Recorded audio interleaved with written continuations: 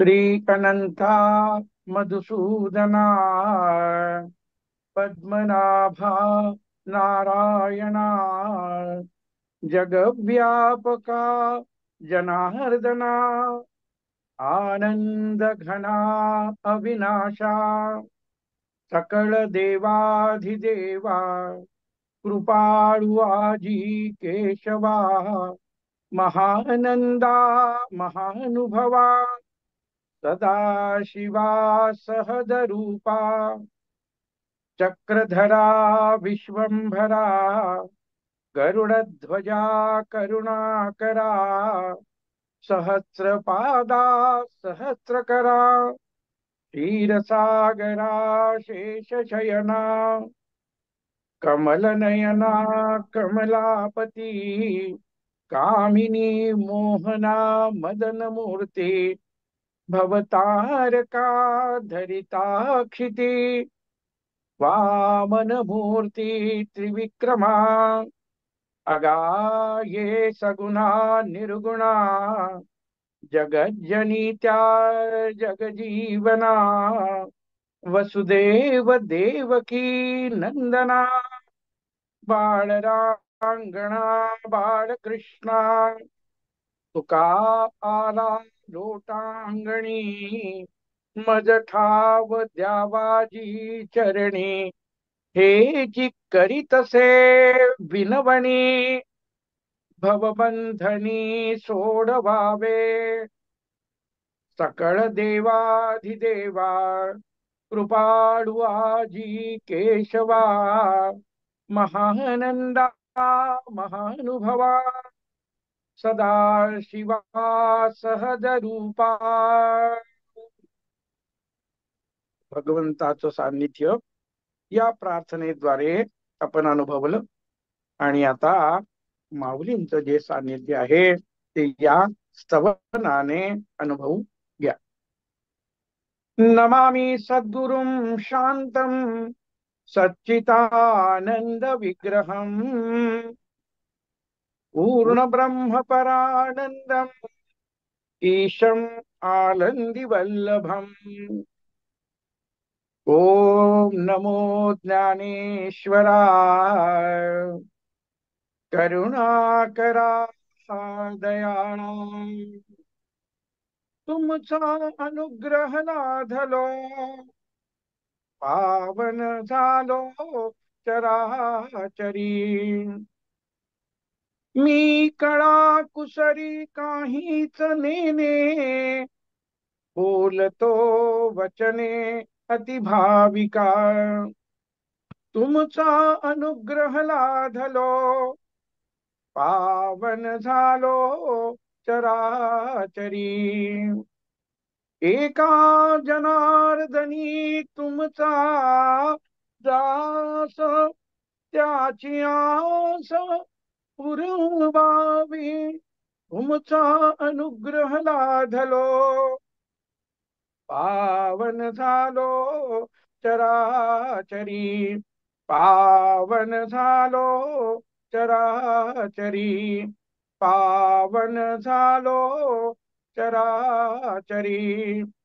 पुंडलीक वरदा हरी विठ्ठल श्री ज्ञानदेव तुकाराम सद्गुरु श्री ज्ञानेश्वर महाराज की जय. जगद्गुरु तुकाराम महाराज की जय. पंढरीनाथ भगवान की जय. यापुढील माधव काका आपल्याला श्लोक क्रमांक 29 आणि त्यावर आधारित माऊलींच्या ओव्याच्या आधारे आजचं सत्र पुढे सुरू करतील. माधव काका. माझी माऊली. माऊलींनी श्री ज्ञानेश्वरीमध्ये सांगितलेल्या ज्ञान व साधनेच्या अभ्यासासाठी रुजू झालेल्या सर्व जिज्ञासू व मुमुक्षूंचं हार्दिक स्वागत. आपणा सर्वांना साधना वर्गासाठी प्रेरणा देणाऱ्या प्रवृत्त करणाऱ्या माऊली चरणी सेवा देण्यास आता प्रारंभ करूया. माऊली स्मरणासाठी खंड 1च्या मुखपृष्ठावर असलेल्या माऊलींच्या निर्गुण रूपाकडे, संजीवन समाधीकडे आता आपण डोळे भरून पाहूया. ते रूप मनामध्ये साठवून ठेवून आता आपण गुरुगीतेतील काही श्लोक म्हणूया. त्या श्लोकातील प्रत्येक पद हे माऊलींचं सगुण रूपातील गुणवर्णन करणारे आहे. अशी भूमिका मनामध्ये भक्ती, प्रेम, आदर, श्रद्धा, निष्ठा याद्वारे आणूया. ओम गुरुर्ब्रह्मा गुरुर्विष्णू गुरुर्देव महेश्वरः गुरु साक्षात परब्रह्म तस्मै श्री गुरवे नमः. अखंडमंडलाकारं व्याप्तं येन चराचरं तत्पदं दर्शितं येन तस्मै श्री गुरवे नमः. त्वं पिता त्वं च मे माता त्वं बन्धुस्त्वं च देवता संसारमोहनाशाय तस्मै श्री गुरवे नमः. ब्रह्मानन्दं परमसुखदं केवलं ज्ञानमूर्तिं द्वन्द्वातीतं गगनसदृशं तत्त्वमसि आदिलक्ष्यम्. एकं नित्यं विमलं अचलं सर्वधी साक्षिभूतं भावातीतं त्रिगुणरहितं सद्गुरुं तं नमामि. हळूहळू डोळे उघडून आता आपण प्रवचन सेवा सुरू करूया. त्यासाठी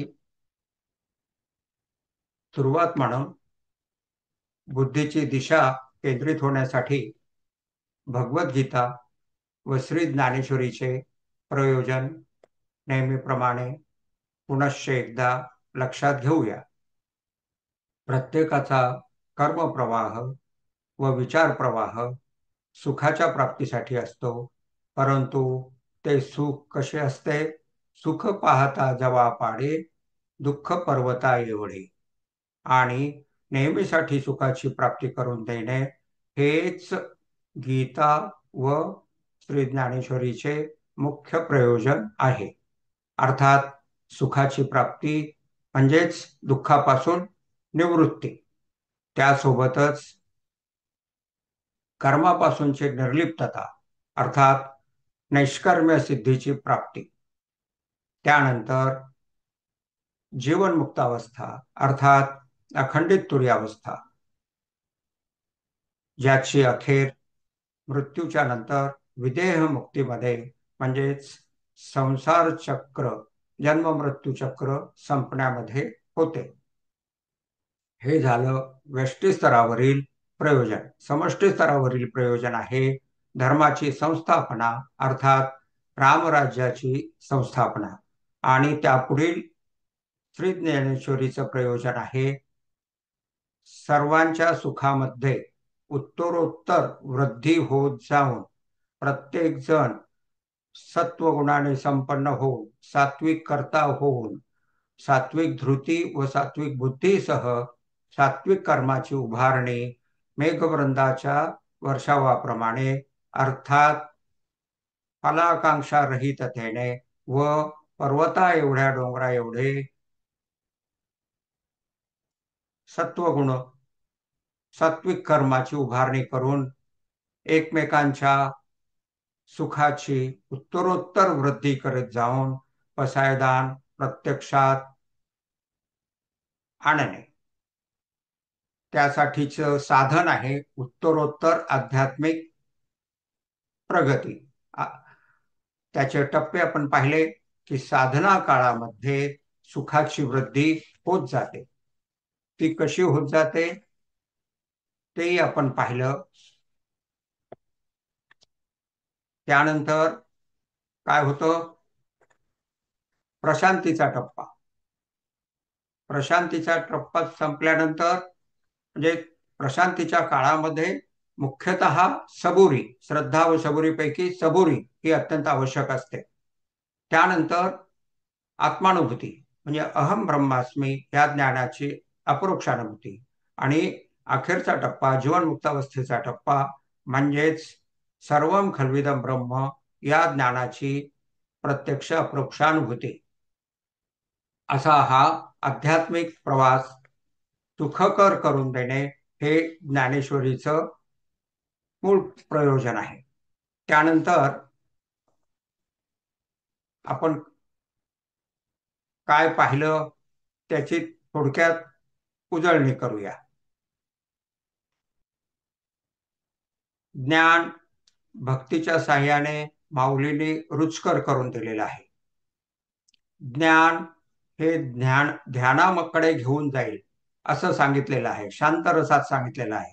तैसा प्रबंधू हा श्रवणी लागत खेवो समाधी आणि ऐकलिया ही वाखाणी काय व्यसन न लवी. अशा पद्धतीने माऊलीने ज्ञान ध्यानाच्या अंगाने सांगितलेलं आहे आणि भक्तीच्या साह्याने ध्यान अगदी सोपं करून दिलेलं आहे, जे पातंजल योगातील ध्यानासारखं कष्टप्रद व वेळ खाऊ नाही. त्यानंतर अशा पद्धतीने ध्यानामध्ये थोडीशी प्रगती झाली की वृत्ती प्रवाह जागृत अवस्थेमध्ये क्षीण व्हावया लागतो आणि व्यावहारिक प्रगती वेगाने सुरू होते. त्यासोबतच आध्यात्मिक प्रगतीमधील जे सुख आहे ते सुद्धा आंतरिक सुख जे आहे त्यामध्ये सुद्धा वृद्धी होत जाते.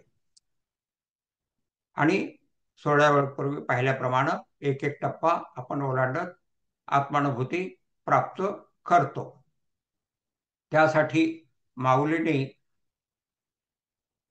श्रवण कसं करावं ते सांगितलं. कसं तर अति हळुवारपणा चित्ता आणूनिया, म्हणजेच प्रांजळपणा व भक्तिरसाद्वारे अति हळुवारपणा चित्ता आणूनिया. तसंच ऐसेनी गंभीरपणे स्थिरावलेली अंतःकरणे, म्हणजे कॅज्युअल अप्रोच नाही तर अंतःकरण स्थिरावलेलं म्हणजे वृत्ती प्रवाह क्षीण झालेला. त्यानंतर दुसरं काय सांगितलं, हे शब्देविण संवादीजे इंद्रिया नेणता भोगीजे. शब्दरहिततेद्वारे सरळ सरळ माऊलीने सांगितलेलं ज्ञान हृदयात पोहोचलं पाहिजे. आणि बोला आधी झोमीचे प्रमेयासी, शब्दाशिवाय प्रमेयामध्ये जे सांगितलेलं ज्ञान आहे, म्हणजे सिद्धांतामध्ये सांगितलेलं जे ज्ञान आहे त्याशी एकरूप झालं पाहिजे. त्यानंतर त्यासाठीची साधना काय, की मी अर्जुनासारखा आर्त व्याकुळ शरणागत भाव धारण करून भगवंतांच्या कृपावलयामध्ये आजन्म मिरवणार अशी आपली भूमिका पाहिजे. आणि त्यासाठी अर्जुनाची पांक्ती जे परिसणया योग्य होती, मी अर्जुनाच्या पंक्तीला बसून श्लोकांचं ज्ञान भगवंत स्वमुखाने सांगत आहेत या भूमिकेतून श्लोकांचं ज्ञान ग्रहण करणार, आणि माऊली स्वमुखाने सांगत आहेत या भूमिकेतून ओव्यामधील ज्ञान साधना अनुभव यांचं ग्रहण करणार. त्यामधील विशेषतः आपण काय पाहिली, की ज्या ओव्यामध्ये मीची म्हणजे मीच, माझेची म्हणजे माझेच असे शब्द जेव्हा असतात त्यावेळेस माऊली स्वमुखाने सांगत आहेत, याऐवजी हृदयाची ठेवण भगवंत स्वमुखाने सांगत आहेत. आणि मी चतुर्भुज विलोभनीय रूप असलेल्या भगवंतांकडून हे ज्ञान प्राप्त करीत आहे अशी भूमिका ठेवावयाची आहे. त्यातही ज्या वेळेला मी, मीची, माझेची, माते म्हणजे माझे या अर्थाने जेव्हा शब्द येतात, म्हणजे भगवंतांचे अहम दर्शविणारे जेव्हा शब्द येतात, त्यावेळेस त्या ठिकाणी आत्मा, आत्माच अशा अर्थाचे असे शब्द वापरावेत. त्यामुळे बुद्धीची ठेवण, बुद्धीची दिशा ही आत्म्याच्या दिशेने प्रवाहित होते. हृदय भगवंतांच्या सगुण रूपाकडे, आणि ज्या वेळेला त्या ओव्यांचं प्रयोजन आत्मा अनुभवास आणून देणे हे असते, त्यावेळेला मी, मीची या ठिकाणी आत्मा, आत्माच अशा शब्दांचा प्रयोग करून तेथील ज्ञान, साधना, अनुभव यांचं ग्रहण करायचं. असा हा भाग आपण मागील अभ्यास वर्गामध्ये पाहिला. मागील श्लोक 25 हा विशेषत्वाने मोक्षाचे द्वार आहे, आणि त्यावरील 4 ओव्यातून आपण अध्याय 15, अध्याय 9 आणि अध्याय 13 यामधील सर्व महत्वाच्या श्लोकांचं आणि ओव्यांचं आवश्यकतेप्रमाणे आपण त्यांचं चिंतन केलं आणि त्यांचा आस्वाद घेतला. त्यातील महत्वाचा भाग, आत्मा इदम अहम वृत्तीद्वारे अनुभवास येत नाही. इदम म्हणजे हा घट आहे, हा पट आहे, असं समोर बोट दाखवून जे आपण सांगतो त्या पद्धतीने आत्मा अनुभवास येत नाही. किंवा ही माझी डिग्री, ही माझी सत्ता, संपत्ती, कीर्ती अशा पद्धतीने स्वतःकडे निर्देश करून आपण ज्या पद्धतीने म्हणजे अहम वृत्तीने जे सांगतो त्या पद्धतीने आत्मा अनुभवास येत नाही. मग आत्मा आरशात पाहिलेल्या प्रतिबिंबासारखा अनुभवास येतो का? तर नाही. मग तो कशा पद्धतीने अनुभवास येतो? माऊली म्हणतात, विहिरीमध्ये झरा आहे पण अजून विहीर खोदलेली नाही त्या पद्धतीने, अर्थात करता न होता आत्मा अनुभवास येतो.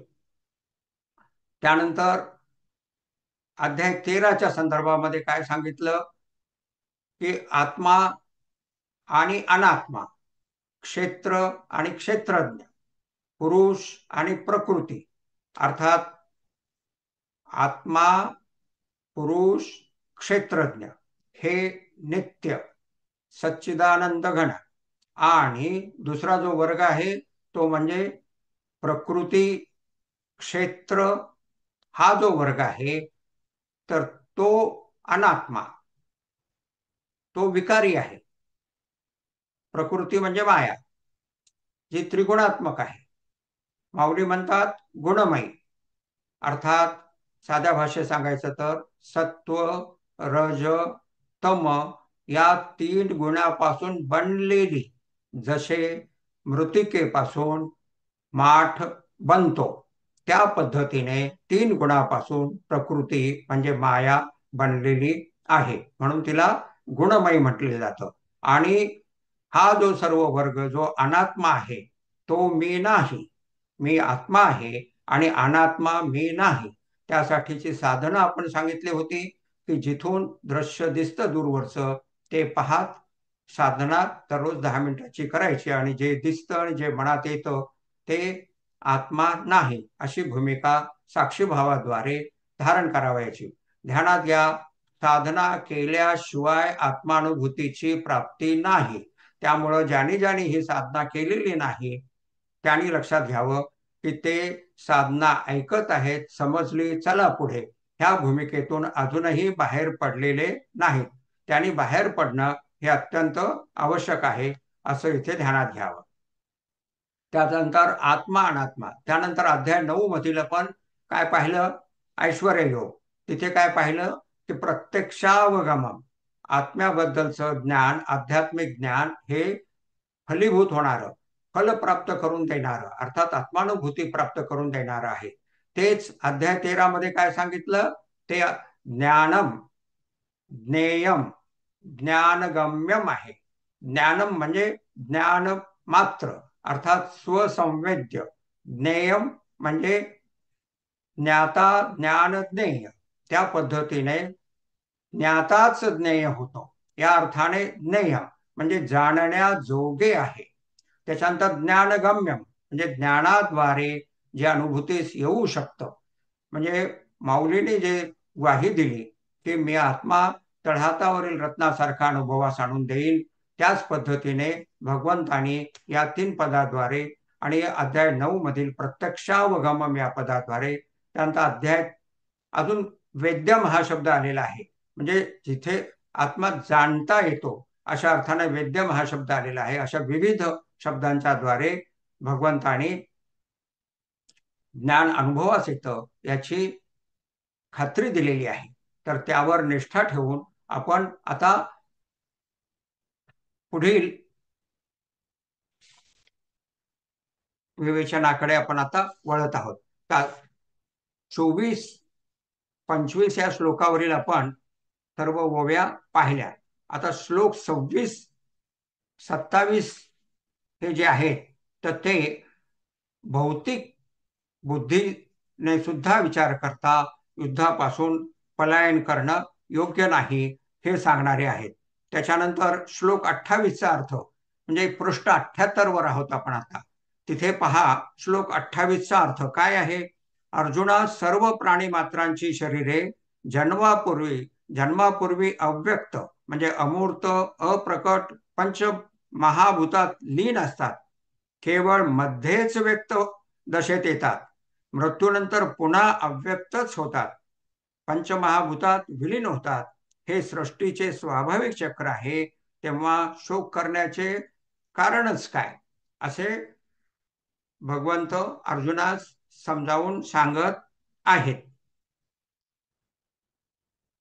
जी गोष्ट मध्येच व्यक्त दशेत येते त्याआधी अव्यक्त असते आणि काही काळानंतर पुन्हा व्यक्त होते, अर्थात ती नित्य नसते, अर्थात ती असार असते. नित्यानित्य विवेक, क्षेत्रज्ञ विवेक म्हणजेच आत्मा अनात्मा विवेक म्हणजेच नित्यानित्य विवेक. आणि त्या दृष्टीने भगवंत अर्जुनास हा विषय समजावून सांगत आहेत. त्यानंतर आता आपण ओवी 166 पृष्ठ 79 वरील ओवी 166 पाहूया. एर मध्ये जे प्रतिभासे ते निद्रिता स्वप्न जैसे तैसा आकारू हा मायावशे ससत्स्वरूपी. एर मध्ये जे प्रतिभासे ते निद्रिता स्वप्न जैसे तैसा आकारू हा मायावशे सत्स्वरूपी. स्वप्नापूर्वी असलेल्या व स्वप्नानंतर असलेल्या जागृतीमुळे, म्हणजे स्वप्नापूर्वी जागृती होतीच आणि स्वप्नानंतर पुन्हा जागृती आली, तर त्यामुळे मधल्या काळातील स्वप्न हा भास आहे हे जसे लक्षात येते, तसे जन्मापूर्वी व मृत्यूनंतर अव्यक्त व मधल्या काळातच व्यक्त असलेला प्राणी मात्र हा भास आहे असे लक्षात घ्यावे. जागृतीमध्ये व्यावहारिक सत्ता, 4 सत्ता कोणत्या, हे 4 पारिभाषिक शब्द आहेत, ते लक्षात घेऊया. जागृतीमध्ये व्यावहारिक सत्ता, या 2 जागृतीच्या मधल्या काळात दिसणाऱ्या स्वप्नातील पदार्थांना जशी प्रातिभाषिक सत्ता असते, तसे जन्मापूर्वी व मृत्यूनंतरच्या अव्यक्त अवस्थेत स्वरूप सत्ता म्हणजेच ब्रह्मसत्ता, पारमार्थिक सत्ता आणि मधल्या काळात म्हणजे सांप्रतच्या जीवनात वस्तू प्राणी मात्रांना माईक सत्ता असते. जगत सत्यत्वाची प्रतीती येत असते, जी माया आहे. आणि त्यामुळे जसे स्वप्नामध्ये जे काही पदार्थ दिसतात आणि स्वतःला जे काही सुखदुःखाचे भोग घडतात ते सर्व सत्य असल्यासारखं भासतं, त्याप्रमाणे जागृत अवस्थेमध्ये सर्व सत्य असल्याचं भासतं. त्यामुळे या जागृत अवस्थेतील सत्तेस माईक सत्ता असा पारमार्थिक संज्ञा आहे. अशा प्रकारे जीवनातील जागृत अवस्थेत सत्य स्वरूपाच्या ठिकाणी, नित्य सत्य असलेल्या स्वतःच्या विचाररहित शुद्ध अस्तित्वाच्या ठिकाणी, चिदाकाशातील शुद्ध चैतन्याच्या ठिकाणी म्हणजेच आत्मस्वरूपाच्या ठिकाणी हा जगदाकार मायेमुळे सत्य असल्याचे भासत असते. जसे स्वप्न पाहताना स्वप्नातील पदार्थ, सृष्टी, घटना सत्य असल्याचे जाणवत असते. आता 2 सत्तेतील अनुभव एकाच वेळेस, ज्या वेळेस तुम्ही प्रत्येक व्यक्ती जेव्हा साधकावस्थेत असते त्यावेळेस एकाच सत्तेचा एका वेळेस अनुभव येतो. ज्यावेळेस तुम्ही स्वप्न पाहत असता त्यावेळेला स्वप्नच खरं वाटतं. त्यामुळे त्याच सत्तेचा म्हणजे प्रातिभासिक सत्तेचाच अनुभव येतो.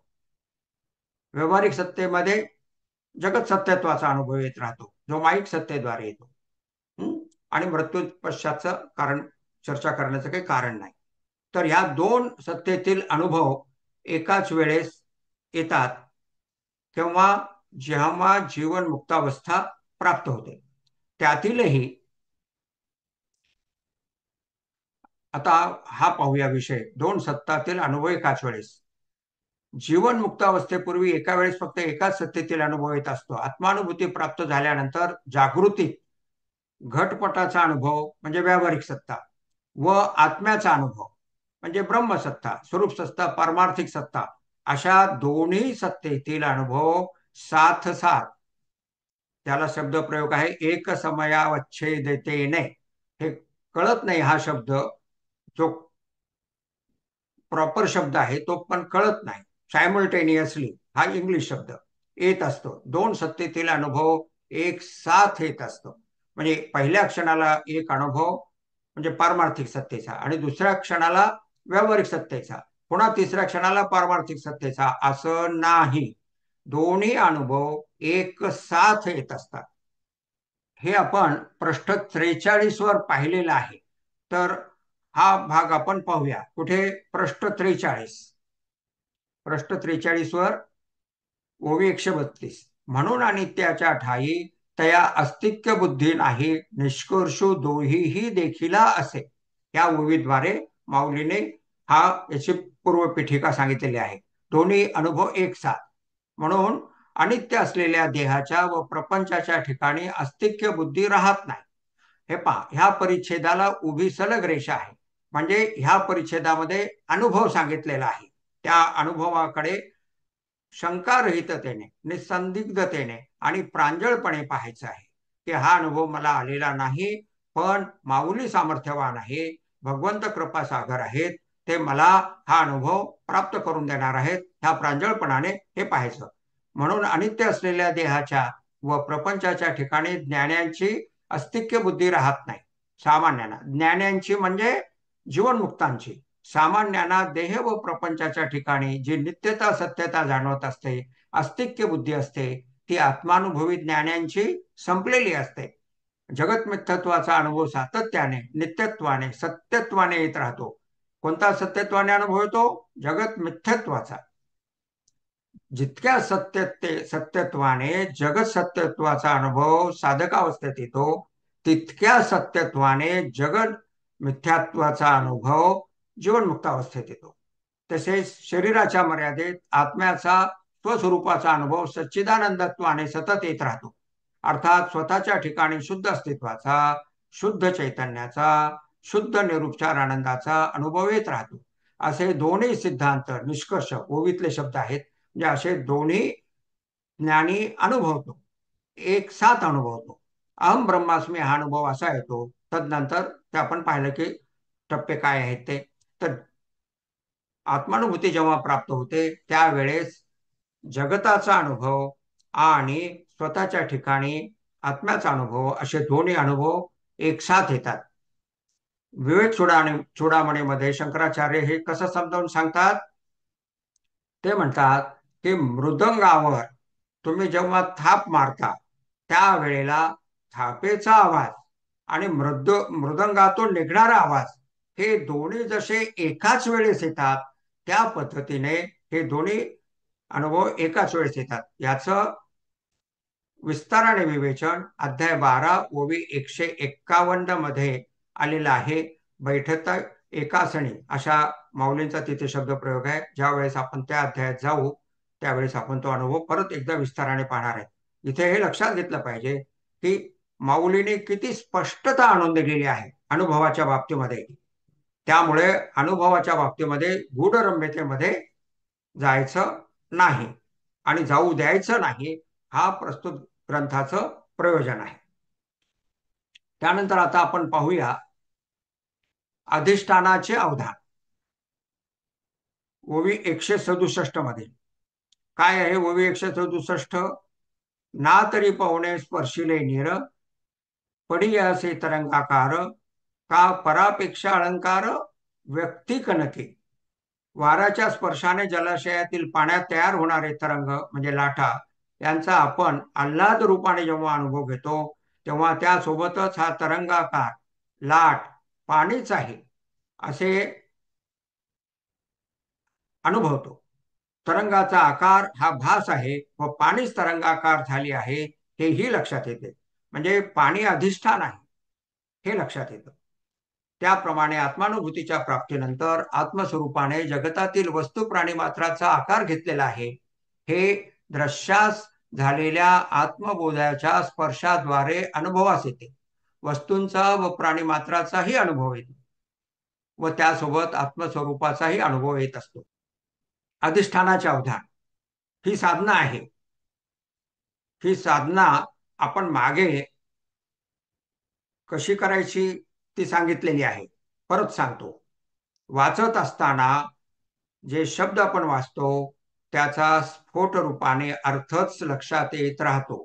अधिष्ठान असलेलं कागद लक्षात येत नाही. तो यावा म्हणून पृष्ठाच्या डावीकडे आणि उजवीकडे जी थोडीशी रिकामा कागद आहे तो सुद्धा पाहायचा आणि त्यासोबत कागद अधिष्ठान आहे ही भूमिका दृढ करायची आणि त्यासोबत त्या दृढ केलेल्या भूमिकेसोबत ती ओळ वाचायची आणि पुन्हा हा कागद आहे ही भूमिका दृढ करायची. मधल्या ओळ वाचण्याच्या काळामध्ये कागदही कळला पाहिजे आणि शब्दांचा अर्थही कळला पाहिजे. त्याचप्रमाणे आपण दुसरी साधना काय सांगितली होती? आई ज्या वेळेस आपणास एखादा तुम्ही रात्री उशिरा येता आणि आई विचारते जेवण तुझं झालं का? मग आपण त्या प्रश्नाचं उत्तर देतो. काय उत्तर देतो? हो झालं आई. म्हणजे यांत्रिकी पद्धतीने फक्त शब्द आणि शब्दाचा अर्थ आणि समजलेल्या अर्थाचं उत्तर. पण ज्या वेळेस तुम्ही थोडेसे भावुक असता त्यावेळेला त्या शब्दाद्वारे तुम्हाला प्रेम हे त्यामागचं अधिष्ठानही लक्षात येतं. आणि त्या पुढची पायरी साधनेची पायरी आपण काय सांगितली की शब्दानंतर प्रेम हे अधिष्ठान येण्यापेक्षा आई दिसली की प्रेम हे अधिष्ठान अनुभवास आलं पाहिजे. अशा रीतीने अधिष्ठान अनुभवण्याच्या आपण 2 साधना सांगितल्या. आता इथे तिसरी साधना अनुभवाच्या स्वरूपात सांगितली आहे म्हणून रेषा अनुभवाची आहे. काय आहे? व्यक्ती, सामान्यतः स्त्री, इतरांच्या म्हणजे सासरांच्या सासरच्यांच्या अपेक्षेप्रमाणे तयार केलेला अलंकार म्हणजे सासरी तिला जे अलंकार करून दिले ते अलंकार अंगावर घालण्याद्वारे सुवर्णाने सजलेल्या स्वतःच्या व्यक्तिमत्वाचा आनंद देणारा अनुभव घेते. आरशात पाहते ते अलंकार घालते सासरच्याने घातले दिलेले आणि स्वतःच व्यक्तिमत्व आता कसं उजळून निघालेलं आहे याचा अनुभव घेते. त्यासोबत हे अलंकार स्वतःपेक्षा भिन्न आहे. अधिष्ठान काय आहे? स्वतःचं शरीर आणि अलंकार काय आहेत? त्यापेक्षा भिन्न आहेत हेही अनुभवत असते. स्वतःच्या व्यक्तिमत्वाद्वारे अलंकारास वैभव प्राप्त झालेला आहे. या अलंकारामुळे मला वैभव प्राप्त झालेला आहे इतकंच नाही तर माझ्यामुळे अलंकारास वैभव प्राप्त झालेला आहे हा आनंद घेताना त्या स्त्रीचे अलंकारात असलेल्या सुवर्णाकडेही किती तोळाचा अलंकार आहे हेही लक्ष असते. म्हणजे अलंकाराच्या किमतीकडे लक्ष असते. त्याच्यानंतर त्या सुवर्णाला जी कारागिरी केलेली आहे त्याकडे लक्ष असते. त्यामुळे स्वतःचं व्यक्तिमत्व कसं उजळून निघालेलं आहे त्याकडेही लक्ष असतं आणि सर्वासाठीचं अधिष्ठान असलेलं जे शरीर आहे त्या शरीराकडे लक्ष असतं. सारांश अधिष्ठानाचे अवधान असते. तर अशा पद्धतीने प्रत्येक वेळेस अधिष्ठानाचं अवधान ठेवण्याची साधना आपण जशी जशी करत जाऊ त्या तसा तसं आपल्या जागृतावस्थेत प्रगती होत जाते. ध्यानावस्थेतली प्रगती ही डोळे बंद करून असते. जी तुम्हाला वृत्तीरहितता शब्दरहितता प्राप्त करून देते. शब्दाद्वारे आत्म्यासंबंधी असलेले अज्ञान दूर करावयाचे आहे जे महत्वाचंच आहे. पण त्या शब्द ज्ञानाचा विलय झाल्याशिवाय अनुभूती येत नाही हे विसरायचे नाही. त्यासाठी जागृत अवस्थेत वृत्ती प्रवाह अनावश्यक मनामध्ये येत राहणारे सतत येत राहणारे विचार क्षीण व्हावेत ह्यासाठी दररोज ध्यान करावयाचं आहे. लक्षात घ्या, अविद्येची, मायेची विक्षेप शक्ती, आवरण शक्ती ही ज्या वेळेस डोळे उघडे असतात त्यावेळेस दुप्पट असते आणि डोळे बंद करून ज्या वेळेस आपण ध्यान करतो त्यावेळेस ती अर्धी झालेली असते. ज्या वेळेस विक्षेप शक्ती, आवरण शक्ती अविद्येची अर्धी आहे त्यावेळेस जर का मनामधील वृत्ती प्रवाह शून्य होऊ शकला नाही, अनुभवला नाही, तर एकदम जागृत अवस्थेमध्ये वृत्ती प्रवाह संपलेला आहे ही अवस्था प्राप्त होण्याची शक्यता दुर्मिळ आहे. मुळातच आत्मानुभूती प्राप्त होणे दुर्मिळ आणि त्यातही अर्धी असताना, विक्षेप शक्ती, आवरण शक्ती अर्धी असतानाचा जो ध्यानाभ्यास आपण केला नाही, तर ही जी उक्ती आहे की योगी जे ध्यानावस्थेत अनुभवतो ते ज्ञानी जागृत अवस्थेत अनुभवतो, ही फक्त सांगणेच होईल, प्रत्यक्षात येणार नाही. प्रत्यक्षात येण्यासाठी ध्यानामधील वृत्तीरहिततेचा अनुभव घेतला तर जागृतीमध्ये हा अनुभव येतो. आता हा अनुभव कसा येतो, किती येतो, हा विषय जो मुख्य आहे तो श्लोक 29 मध्ये सांगितलेला आहे.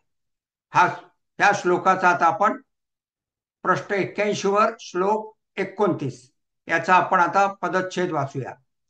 आश्चर्यवत पश्यती हा शब्द प्रयोग तुम्ही या आधीच्या प्रत्येक अभ्यास वर्गामध्ये एकदा तरी ऐकला असणार आहे. तर हा शब्द प्रयोग, ही संज्ञा, हे पद ह्या श्लोकातील आहे, त्यामुळे हे पद महत्वाचं आहे. आश्चर्यवत पश्यती, कश्चित येनम आश्चर्यवत वदती. आश्चर्यवत पश्यति, आश्चर्यवत वदति, तथा एवच अन्यः. आश्चर्यवत च एनम अन्य शृणोति, श्रुत्वा अपि एनम वेद, न च एव कश्चित. असा हा महत्वाचा श्लोक आहे. याचा अर्थ आपण शांकर भाष्य आधारित केलेला आहे, जो आपण गृहपाठामध्ये आपणास सांगितलेला होता की जो गीता पुस्तिकेतील अर्थ आहे तोही बरोबर आहे, पण त्यातला जो सूक्ष्म फरक आहे तो लक्षात घेऊन आणि यावरील माऊलींच्या ओव्या लक्षात घेऊन या श्लोकाचा अर्थ आपण अजूनच सुस्पष्ट करून इथे ग्रंथामध्ये सर्वांना उपलब्ध करून दिलेला आहे. तो वाचूया. असंख्य मुमुक्षु जिज्ञासूपैकी एखादा अधिकारी साधक याला म्हणजे ह्या आत्म्याला स्वस्वरूपाला पाहतो. हे पाहणे नेहमी सारखे त्रिपुटीद्वारे नसल्याचे, त्रिपुटी विरहित असल्याचे अनुभवतो.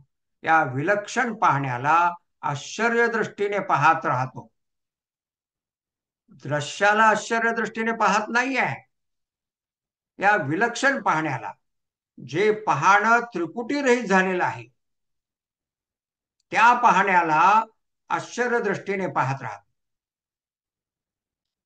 तसाच दुसरा एखादा साधक, अधिकारी साधक आत्म्याचे वर्णन करताना, आत्म्याचे गुणवर्णन करताना आत्मानुभूतीस प्राप्त होऊन तशाच आश्चर्याचा अनुभव घेतो.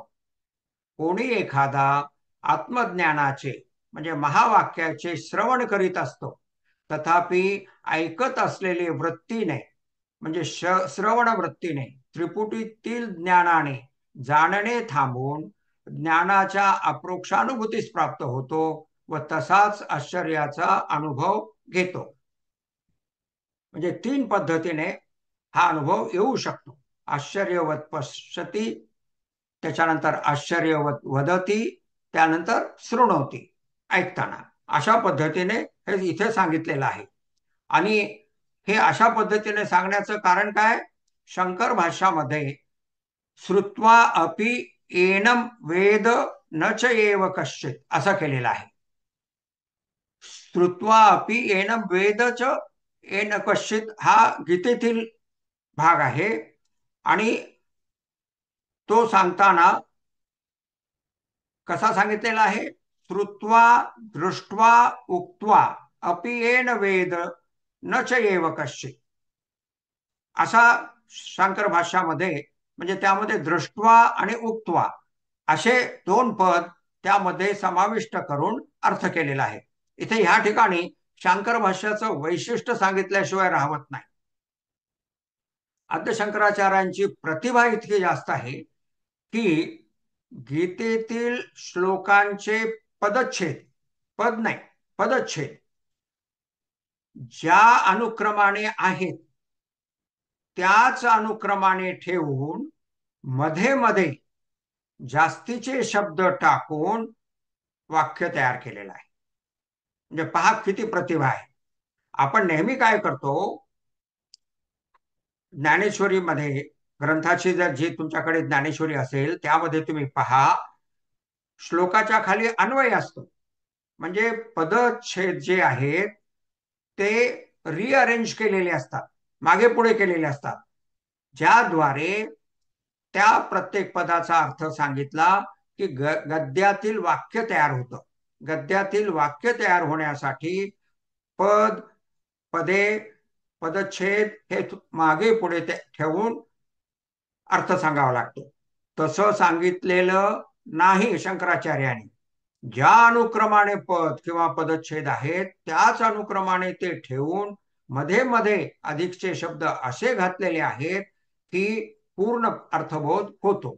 आणि त्या पद्धतीने दृष्ट्वा व उक्त्वा ही दोन पदे ह्या ठिकाणी गीतेने श्रुत्वा अपि येन वेद न चैव कश्चित असं म्हटलेलं आहे. तिथे श्रुत्वा दृष्ट्वा उक्त्वा अपि येन वेद न चैव कश्चित असा केला आहे.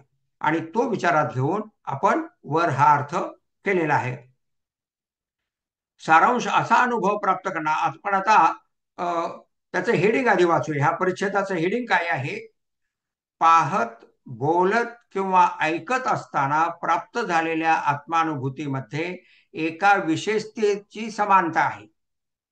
तीन पद्धतीने आत्मानुभूती प्राप्त होऊ शकते आणि ती जेव्हा होते त्यावेळेला आश्चर्यवत असते. त्यामध्ये एका विशेषतेची समानता काय आहे? चित्तास मनास वृत्तीरहित निश्चलतेमुळे प्राप्त झालेली आश्चर्यचकित करणारी त्रिपुटी रहितता. आश्चर्यचकितता कशामुळे आहे? त्रिपुटी रहित होते त्या क्षणाला, म्हणून आश्चर्यचकित तुम्ही होता.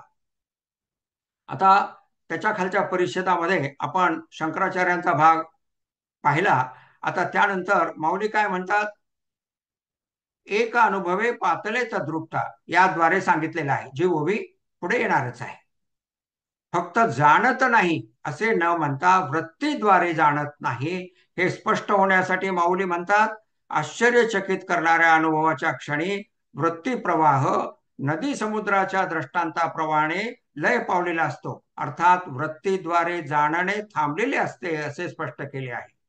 अशा प्रकारे नेहमी जे वृत्तीद्वारे जाणणे सुरू असते ते थांबण्याचा आणि परिणाम स्वरूप आत्मानुभूती प्राप्त होण्याचा, म्हणजेच कारण परिणाम संबंध, म्हणजेच कॉज इफेक्ट रिलेशनशिप सुद्धा स्पष्ट केले आहे.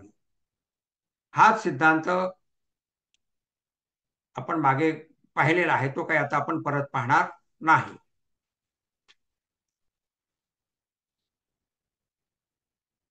पृष्ठ 82 वरील ठळक अक्षरातील पहिला परिच्छेद. करण्यात कर्मेंद्रियाचे, बोलण्यात, ऐकण्यात, पाहण्यात ज्ञानेंद्रियाचे व जाणण्यात स्वतःचे प्रामुख्य असते. आत्मानुभूती इंद्रिय निरपेक्ष असल्याने आश्चर्यवत आहे. त्यासाठी आपण हा विषय परत अध्याय 5 मध्ये येणार आहे. कारण त्यात वृत्तीरहिततेने स्वतःचा अनुभव घेणे आहे. आपणच आपल्याला जाणणे आहे. आत्मस्वरूपाला पाहणे हे पाहणेपणा धारण न करता पाहणे असल्यामुळे ही घटना जागृतावस्थेत जेव्हा घटित होते तेव्हा पाहणारा आश्चर्यचकित होतो.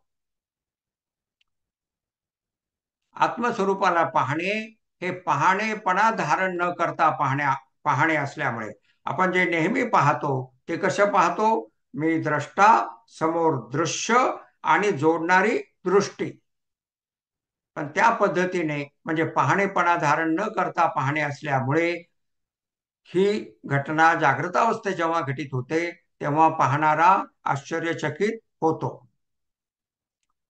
ओवी 172. आत्मानुभूतीचा प्रथम क्षण आश्चर्यवत पश्यती हा इथे माऊलीने सुस्पष्ट केला आहे. कसा? एक अंतरी निश्चळ जे निहाळिता केवळ, निहाळिता म्हणजे पाहताना, एक अंतरी निश्चळ जे निहाळिता केवळ विसरले सकळ संसार जात. नेहमीची जी संसार जात आहे ते विसरले. आता पाहूया आपण याचा विस्ताराने अर्थ आपण पाहूया. एखादा योगी साधक स्वतःच्या अंतरंगात म्हणजे मनात निश्चलता, ध्यानाभ्यास परिपक्व झाल्याने प्राप्त झालेली चित्ताची शुद्धता व मनाची शब्दरहितता अनुभवतो व निश्चलतेचा अनुभव पाहताना सर्व संसार जात, सांसारिक विवेचना, आशा अपेक्षामुळे असलेली अधीरता, इच्छापूर्तीसाठीच्या खटपटी इत्यादी संसार जात विसरून जातो. पाहताना योगी साधक आश्चर्य का अनुभवतो? कारणासाठी अध्याय 5 ओवी 41 पहा. कारण दृश्य पाहताना पाहण्याच्या क्रियेत कर्मात कर्त्यात तो नसल्याचे त्याच्या अनुभवास येते. पाहण्याच्या क्रियेपासून आत्मा पूर्णतः निर्लिप्त असण्याचे तो अनुभवतो. तर ह्या परिच्छेदाला अनुभवदर्शक रेषा आहे हे लक्षात ठेवा. पाहण्याच्या क्रियेपासून आत्मा पूर्णतः निर्लिप्त असल्याचे तो अनुभवतो. तर आपण आता हा ह्यासाठीचा जो भाग सांगितलेला आहे कुठे सांगितलेला आहे? पृष्ठ 55 ओवी 148च्या विवेचनात पृष्ठ 55 वर हा भाग आलेला आहे. तो आपण परत एकदा पाहूया. ध्यानाच्या खुणेच्या वर म्हणजे पृष्ठ 55च्या सुरुवातीला ठळक अक्षरातील ओवी कशा पद्धतीने हा अनुभव येतो ही सांगणारी, ही साधना सांगणारी ओवी. जे पाहिजतेन वीण पाहिजे, पाहिजे म्हणजे पाहणे, पहा, पाहिजे, पाहावे. जे पाहिजतेन वीण पाहिजे, काही नेणची जाणीजे, आद्य पुरुष का म्हणजे जया ठाया ते. अर्थ असे जे पाहणेपणा धारण न करता पाहणे म्हणजे कसे? इदम अहम भावाने जाणणे थांबलेली अवस्था जाणावी म्हणजे अनुभवावी. अर्थात ज्ञाता ज्ञेय या पद्धतीने जागृत अवस्थेत जे जाणणे सुरू असते, जे ज्ञाता ज्ञान ज्ञेय या पद्धतीने जागृत अवस्थेत जे जाणणे सतत सुरू असते ते आता थांबलेले आहे हे अनुभवत आपणच आपल्या स्वरूपास पाहत बसून राहावे. ह्या ही ध्यानाच्या संदर्भातही आपण हे ओवी अनुभवली. ध्यान करत असताना ही ओवी आपण ऐकली आणि आपण अनुभवली. तर ती साधनेच्या दृष्टीने सांगितलेली आहे. हा, तर आपण आता परत पृष्ठ 82 वर येऊया आपण. तर आता आपण ह्या पुढील ओव्यांचा अर्थ आपण आता ध्यान करत ऐकणार आहोत आणि त्यामुळे आपण या अभ्यास वर्गात 5 मिनिटाची सुटी थोडीशी लवकर घेऊया. आपण मनामध्ये विचार ना जास्त उद्दीपित न करता शांत होत जाणाऱ्या मनाने 5 मिनिटाच्या मध्यंतराचा उपयोग करावा आणि मग आपण 5 मिनिटानंतर ध्यान करण्यासाठी पुनश्च भेटूया. रामकृष्ण हरी.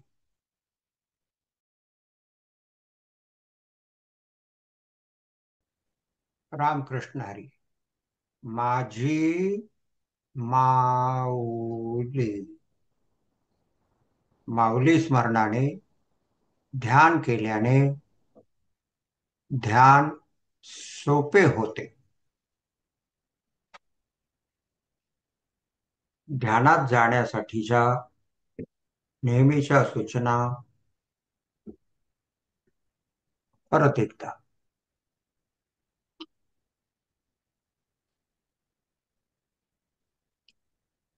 दोन्ही पायाची अडी घालून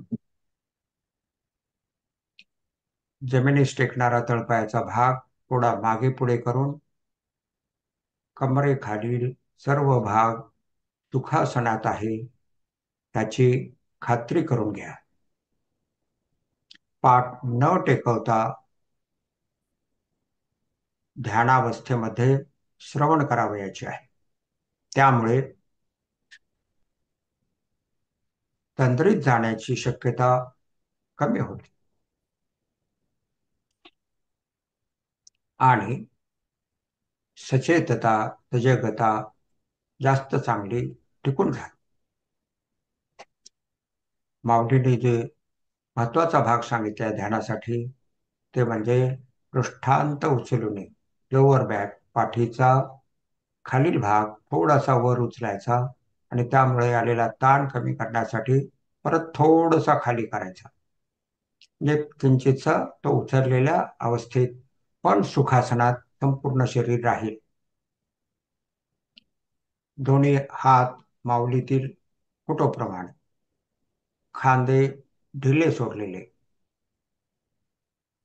चेहऱ्यावरील स्नायू विश्रांत करण्यासाठी थोडेसे स्मितहास्य, अशा रीतीने संपूर्ण शरीर विश्रांत करावयाचे आहे.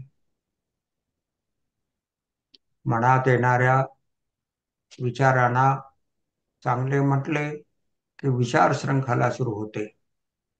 वाईट म्हटले की पाण्यात जसा चेंडू बकेटात दाबून ठेवला की तो जसा उसळून वर येतो, तसे नाकारलेले विचार अजून उसळून वर येतात. त्यामुळे मनात येणाऱ्या विचारांना नाकारावयाचं नाही, जोपासावयाचं नाही, तर त्यांच्याकडे साक्षी भावाने पाहावयाचे. म्हणजे ते आपोआप हळूहळू संपून जातात आणि स्वतःचं अस्तित्व अनुभवण्यासाठी शिल्लक राहतं. अशा त्या शब्दरहित स्वतःचं अस्तित्व अनुभवत असताना आपण आता माऊलीने आश्चर्यवत पश्यती या श्लोकावर सांगितलेल्या विवेचनाचा आस्वाद घेणार आहोत.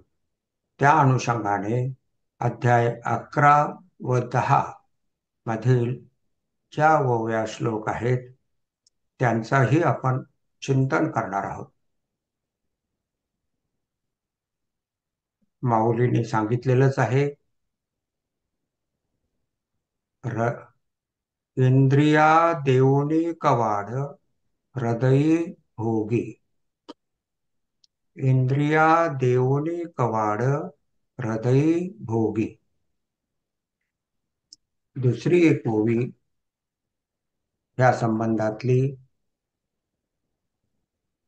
म्हणे परसणे याचिया राया ऐके बापा धनंजया. भगवंत काय म्हणत आहे धनंजयास? म्हणे परिसणे याचिया राया ऐके बापा धनंजया. बापा म्हणतात, ऐके बापा धनंजया. काय म्हणतात भगवंत? ऐसे जळो सरलिया माया तेची जाळीते तेही जळे. ऐसे जळो सरलिया माया तेच जाळीते तेही जळे. माया संपविणार ज्ञान त्याचा ते सुद्धा मायेसोबतच जळून जाते. अनुभवाच्या वेळेस काय होतं? ज्या ज्ञानामुळे माया संपेल असे जे ज्ञान आहे ते ज्ञान मायेसोबतच जळून जाते. असं काय काय म्हणतात भगवंत? म्हणे परिसणे याची राया. ऐकण्यासाठी राया, ऐके बापा धनंजया, अशा पद्धतीने ऐक. आणि आपण आता त्या पद्धतीने ऐकणार आहोत. भगवंताने अध्याय 11 ओवी 176 ते 172 द्वारे काय सांगितलेलं आहे? हा विश्वरूप दर्शन योग आहे. आपणास कल्पना आहे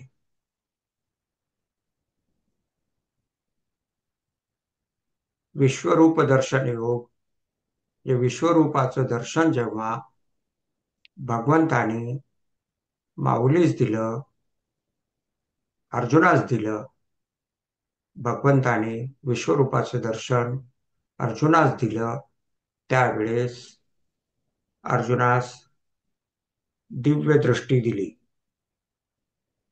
हे आपणाला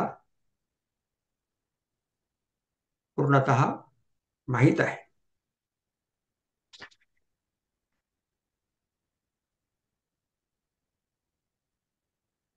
काय म्हणतात भगवंत? म्हणून तो देवांचा रावो, म्हणे पार्था ते तुझ दृष्टी देवो, जया विश्वरूपाचा ठावो, देखसी तू. तुला मी दृष्टी अशी देतो की त्यामुळे तुला विश्वरूपाचं दर्शन घेता येईल. ऐसी स्त्री मुखेनी अक्षरे निगती ना जव एकसरे, तव अविद्येचे अंधारे जावेची लागे. दिव्य दृष्टी देतो. विश्वरूप दर्शन हे इतकं म्हणजे सहस्त्र सूर्यासारखं ते आहे, तितकं तेजोमय आहे. त्यामुळे काय वाटतं की काळा चष्मा वगैरे सारखं काहीतरी भगवंताने दिलं का काय? पण ते तसं नाही. काय दिलं आणि कसं दिलं ते माऊली सांगतात. काय सांगतात? ऐसे स्त्री मुखोनी अक्षरे निगती ना जव एकसरे, तव अविद्येचे अंधारे जावेची लागे. भगवंतानी दिव्य दृष्टी देतो असं म्हणतात, मायेचा अंधार जाऊ लागला, संपून जाऊ लागला. ती अक्षरे नव्हती देखा, ब्रह्म साम्राज्य दीपिका, अर्जुना लागे चितकळिका, उजळलिया श्रीकृष्ण. भगवंताने दिव्य दृष्टी देतो असं जे म्हणाले ते साधे अक्षर नव्हती. ब्रह्म साम्राज्य दीपिका, अर्जुना लागे चितकळिका, उजळलिया श्रीकृष्ण. मग दिव्य चक्षु प्रकाशू प्रकटला, तया ज्ञानदृष्टी फाटा फुटला, यया परिदाविता जाहाला ऐश्वर आपले. अशा पद्धतीने भगवंताने आपलं ऐश्वर दाखवलं. आपण हा अर्थ परत एकदा पाहूया. विश्वरूप दर्शन शक्य होण्यासाठी भगवंत अर्जुनाला तुला दिव्य दृष्टी देतो असे म्हणत असतानाच ज्ञानज्योती चितकलिका, माऊलींचा शब्द आहे, ओवीतील शब्द आहे, भगवंतांनी सांगितलेला चितकलिका म्हणजे ज्ञानज्योती असलेल्या भगवंतांच्या या अक्षराने म्हणजे शब्दाने अर्जुनाचा अविद्येचा अंधार नाहीसा होऊ लागला. अविद्येत जाणे क्रमप्राप्त झाले. भगवान श्रीकृष्णांच्या शब्दामुळे ब्रह्म साम्राज्य दीपिका म्हणजे ब्रह्म साम्राज्याचे ऐश्वर प्रकाशित करणारी अर्जुनाची आत्मरूपी दीपिका उजळून निघाली. मग अर्जुनाच्या ठिकाणी दिव्य म्हणजे अलौकिक दृष्टीचा प्रकाश प्रकट झाला आणि अर्जुनाची ज्ञान दृष्टी विस्तारित झाली. याप्रमाणे भगवंताने अर्जुनाला प्रत्यक्ष विश्वरूप दाखविण्यापूर्वी आपले ऐश्वर दाखवले. आपले ऐश्वर म्हणजे काय? मी तुला दिव्य दृष्टी देतो या शब्दाने अविद्येचा अंधार संपत गेला आणि अर्जुनाला आत्मानुभूती प्राप्त झाली. माऊली पुढे या ऐश्वर्याचे व विश्वरूपाचे वर्णन करतात व अखेरीस सार सांगताना म्हणतात. कशामध्ये? ओवी 190 मध्ये काय सार सांगताना म्हणतात? नाना सूर्य तेज प्रतापे, सचंद्र तारागण जैसे लोपे, तैसे गिडिली विश्वरूपे प्रपंच रचना. या ऐश्वर्याचे व विश्वरूपाचे वर्णन करतात व सार सांगताना म्हणतात, या विश्वरूपाने सृष्टीची रचनाच घडवून टाकली. तैसी गिळली विश्वरूपे प्रपंच रचना. तसे सूर्याच्या तेजाने तारे लुप्त होतात, त्या पद्धतीने गिळली विश्वरूपे प्रपंच रचना. आता पुढील ओवी फार महत्वाची आहे, जी ध्यानासाठीही तितकीच उपयुक्त आहे आणि जागृत अवस्थेत आत्मानुभूती प्राप्त होण्यासाठीही तितकीच उपयुक्त आहे. काय आहे ती ओवी? तेव्हा मनासी मनपण न स्फुरे, तेव्हा मनासी मनपण न स्फुरे, बुद्धी आपणपे न सावरे, इंद्रियांचे रश्मी मागारे हृदयावर. शेवटची दोन पद आधी पाहूया. इंद्रियांचे रश्मी, रश्मी म्हणजे किरण. इंद्रियांचे किरण स्वतःपासून नेहमी विषयाकडे धावत असतात, बहिर्मुख असतात. किरण कसे पुढे पुढे जात असतात, म्हणून माऊलीने इथे रश्मी हा शब्द प्रयोग केलेला आहे. अर्थात इंद्रियांच्या वृत्ती माघारे हृदयावरी, म्हणजे हृदयात माघारे, इंद्रिया हृदयावरी भरले. इंद्रियांचे रश्मी माघारे हृदयावरी भरले. अर्थ पाहूया. अर्जुनाच्या विश्वरूप दर्शनाच्या निमित्ताने माऊली एका ओवीत आत्मानुभूतीच्या वेळी मन, बुद्धी, हृदय या तिन्हीची स्थिती म्हणजे अवस्था कशी असते ते सांगितले आहे. पहिल्या चरणात तेव्हा मनाचे मनपण न स्फुरे, मनाची स्थिती सांगितली. दुसऱ्या चरणात बुद्धी आपणपे न सावरे, ही बुद्धीची स्थिती सांगितली. आणि तिसऱ्या आणि चौथ्या चरणात इंद्रियांचे रश्मी माघारे हृदयावरी भरले, ही हृदयाची स्थिती सांगितली.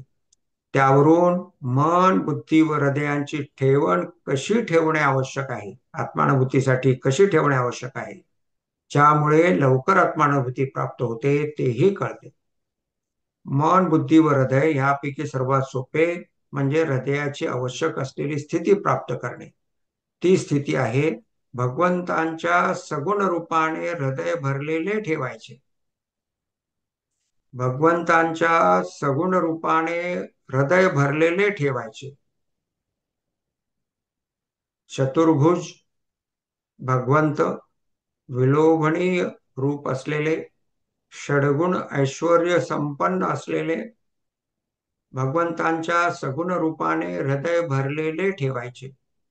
प्रेम भक्ती रसाद्वारे भगवंतांचे सानिध्य अनुभवायचे.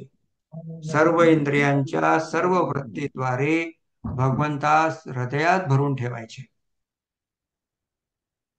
हे झाले हृदयाच्या संबंधाने. मनाच्या संबंधाने काय म्हणतात माऊली? तेव्हा मनसी मनपण न स्फुरे, स्वतःला मन असल्याचे स्फुरण थांबते. मनासी मनपण न स्फुरे,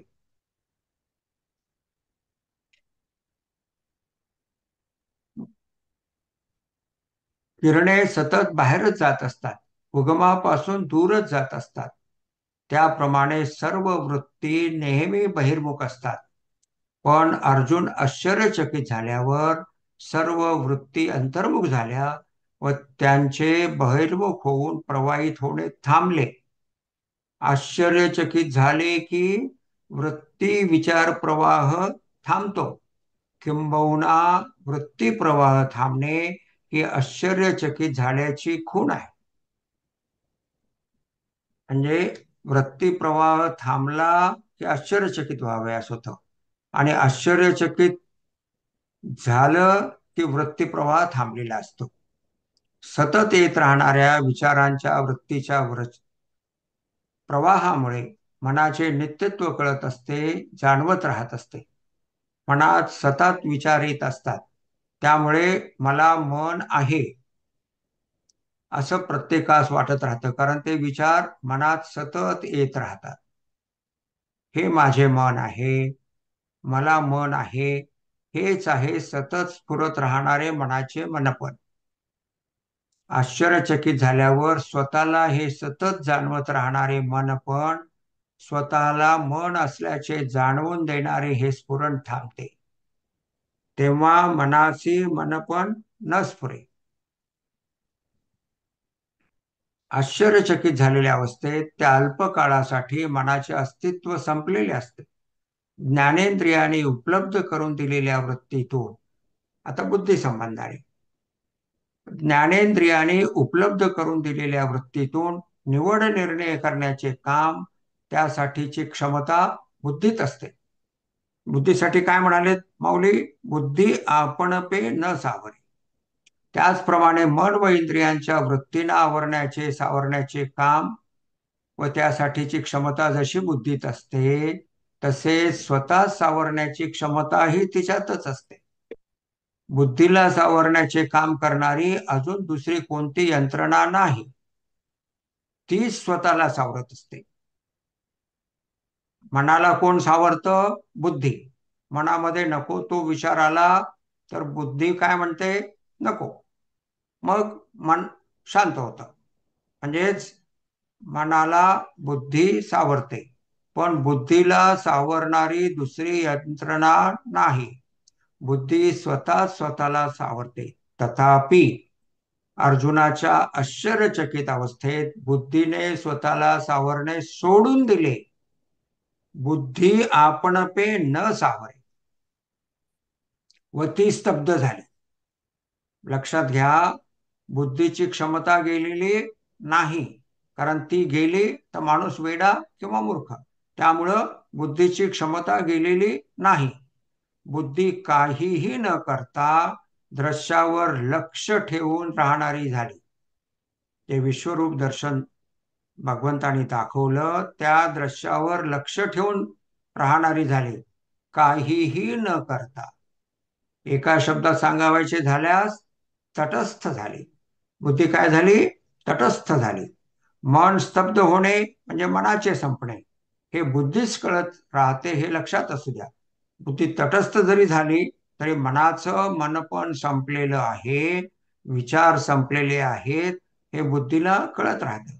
अर्जुनाच्या आश्चर्यचकित झालेल्या अवस्थेत मन स्तब्ध व बुद्धी तटस्थ झाली, असा ओवी 191चा अर्थ आहे. काय म्हणाले तिथं? तेव्हा मनसी मनपण न स्फुरे, बुद्धी आपणपे न सावरे, इंद्रियांचे रश्मी मागारे, हृदयावरी भरले.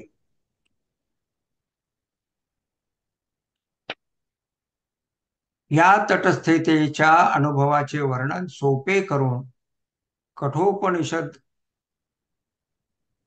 मंत्र 2-3-10 मध्ये पुढील प्रमाणे केले आहे.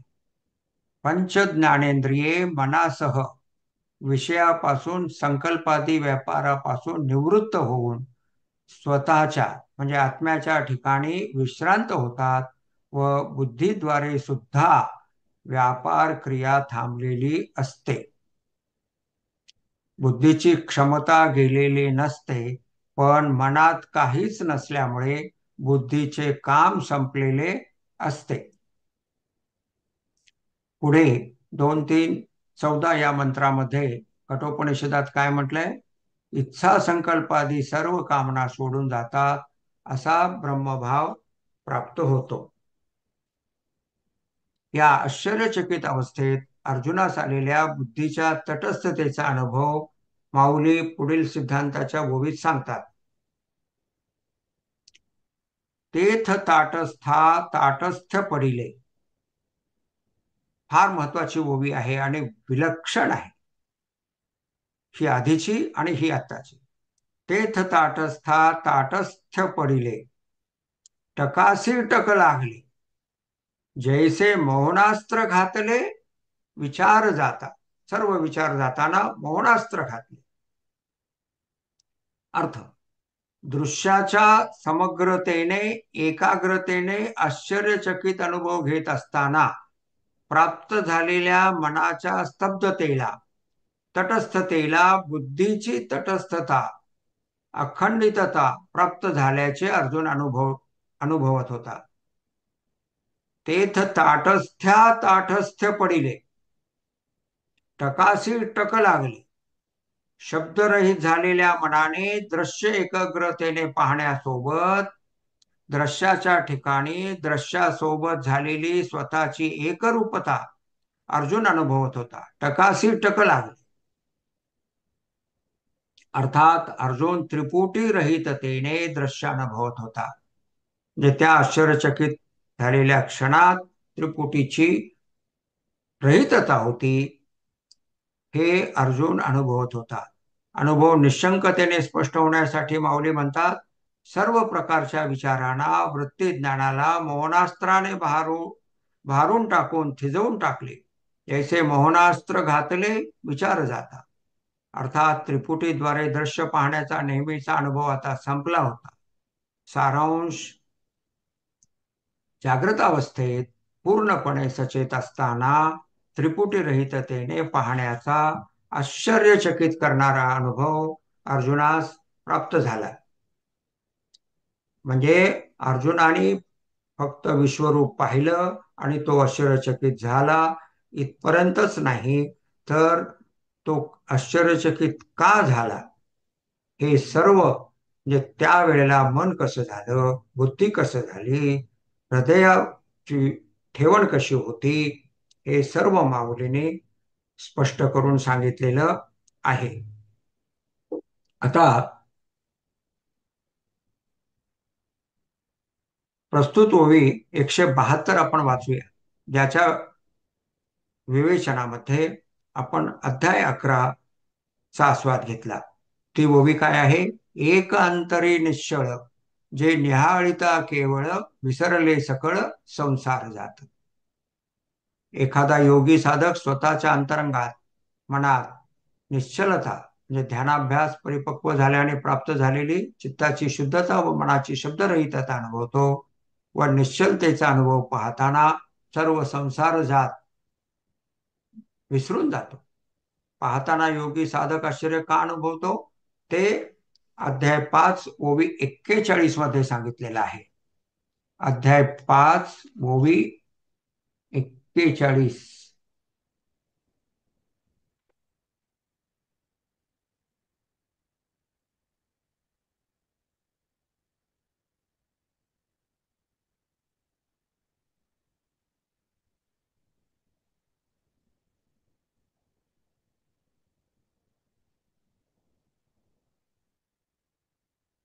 काय म्हणतात?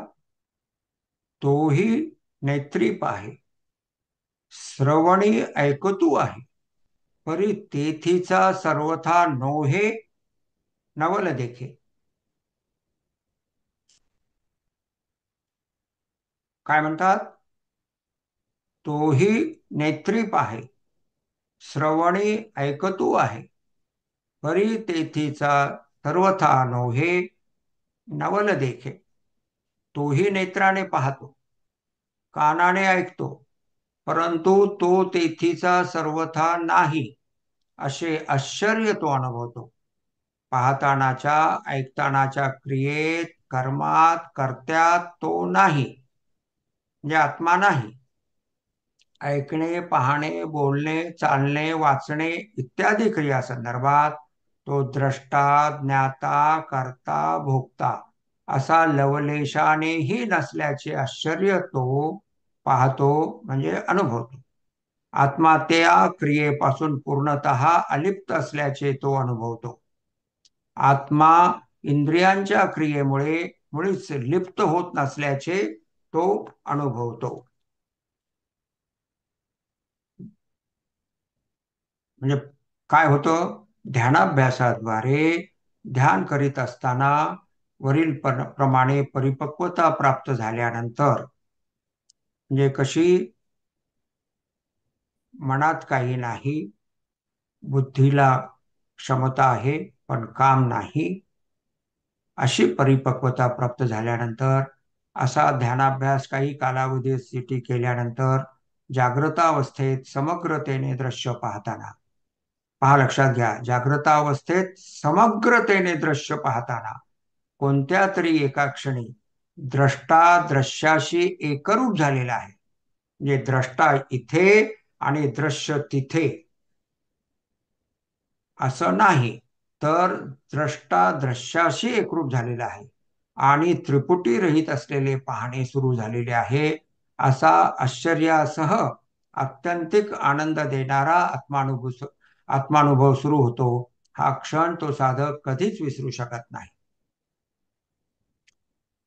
अहम ब्रह्मास्मी अवस्थेचा पाहताना आलेला वरील अनुभव लवकरच माऊलीने वरील ओवीत सांगितल्याप्रमाणे भक्तिभावाने गुणगान करताना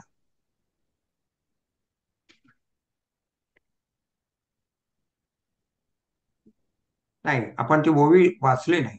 ओवी 173 आधी वाचतो. एका गुणानुवादी करिता उपरती होऊनी चित्ता निरवधी तल्लीनता निरंतर. एका गुणानुवादू करिता उपरती होऊनी चित्ता निरवधी तल्लीनता निरंतर. दुसरा एखादा साधक भक्त भगवंतांचे गुणानुवाद म्हणजे गुणवर्णन करणारी भक्ती करीत असतानाच सत्वोद्रेकामुळे त्याचे चित्त भोग्य विषयांच्या बाबतीत उपरत होते, निस्संग होते, काळ थांबतो, क्षण लांबतो, विस्तारतो, भक्त भगवंत स्वरूपी तल्लीन होतो व तल्लीनतेची निरंतरता अनुभवतो. काळ थांबतो कसा ते आपण पाहूया. त्याचं विवेचन आहे अध्याय 6 439 मध्ये आहे. काळ थांबतो हे लक्षात येण्यासाठी आपण अध्याय 6 ओवी 439 मधील काही भाग वाचत आहोत. ग्रहपाठामध्ये आपण ही साधना पूर्णपणे पाहावी आणि सुरू करा. काय होतं साधना थोडक्यात काय आहे? श्वास आत आला आणि बाहेर गेला. आता तुम्ही ध्यान करत असताना हे अनुभवा. श्वास आत आला आणि बाहेर गेला. टर्निंग पॉइंट ज्या ठिकाणी श्वास घेणे संपले आणि श्वास सोडणे सुरू झाले तो टर्निंग पॉइंट. कुंभक किंवा शून्यक म्हणजे बाह्य कुंभक काहीच करायचा नाही. सहजतेने श्वास आला आणि तो बाहेर जातो तो टर्निंग पॉइंट. बाहेर गेला आणि पुन्हा आत यायला सुरू होतो तो टर्निंग पॉइंट. हे दोन्ही टर्निंग पॉइंट शांतपणे अनुभवा. बाह्य कुंभक किंवा आतला कुंभक करायचा नाही. श्वासावर मुळीच नियंत्रण नाही, कोणताही ताण नाही. श्वास नैसर्गिकपणे सुरू ठेवायचा आहे. श्वासाची दिशा जेथे बदलते त्या दोन्ही दिशा बदलावर, त्या दोन्ही क्षणावर, दोन्ही स्थानावर, टर्निंग पॉइंटवर पूर्ण अवधान ठेवायचे आहे. असे असताना साधना जेव्हा फलदायी होते तेव्हा दिशा जेथे बदलते ते दोन्ही क्षण आपोआप लांबतात आणि आत्मानुभूतीपूर्वीची महत्वाची पायरी असलेली अमर्याद शांती अनुभवास येणे सुरू होते. ज्या क्षणी ही साधना फलदायी होते तो क्षण ती व्यक्ती आयुष्यात कधीही विसरू शकत नाही. क्षण लांबतो म्हणजे कुंभक शून्य घडत नाही आणि तरी क्षण लांबतो. कसा? व्यावहारिक उदाहरणाद्वारे आपण आता पाहूया. एखादी घटना आवडणारी नसली, उदाहरणार्थ न आवडलेला सिनेमा, तर वेळ लवकर जात नाही आणि तोच अवधी लांबल्यासारखा वाटतो. त्यावेळेसचा अनुभव सांगताना आपण म्हणतो, वेळ जाता जात नव्हता, साधना फलदायी होऊन क्षण लांबतो. हा अनुभव सुरू होतो तेव्हाचा अनुभव असाच असतो, पण फरक असतो अत्यंत सुखदायी होण्याचा. मन वर्तमानात वर्तमानात विना प्रयत्न एफर्टलेसली पक्के स्थित होते. म्हणजे भूतकाळात भविष्यकाळात न जाताना ते वर्तमान काळात पक्के स्थित होते. एफर्टलेसली स्थित होते. काळाचा प्रवाह, फ्लो ऑफ टाइम समजत राहतो. मनात येणाऱ्या शब्दामुळे हा प्रवाह समजत नसतो, पण मनात येणारे विचार थांबल्यामुळे हा कालप्रवाह जाणीवेच्या कक्षेत येतो. आणि तिथे जी साधना सांगितलेली आहे ती साधना अवश्य करावी.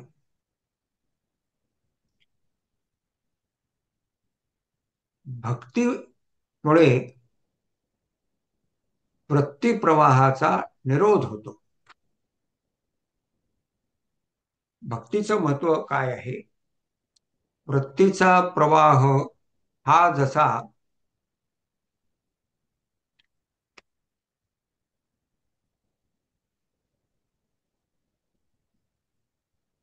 ध्यानाभ्यासामुळे क्षीण होतो, त्याच पद्धतीने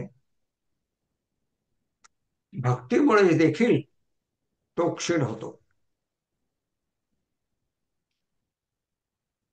हे नारद भक्ती सूत्रामध्ये सांगितलेलं आहे. सुरुवातीला सांगितले, नारद भक्ती सूत्राच्या सुरुवातीला सूत्र 7 मध्ये सांगितलेलं आहे. तेवढं सूत्र आपण आता पाहूया.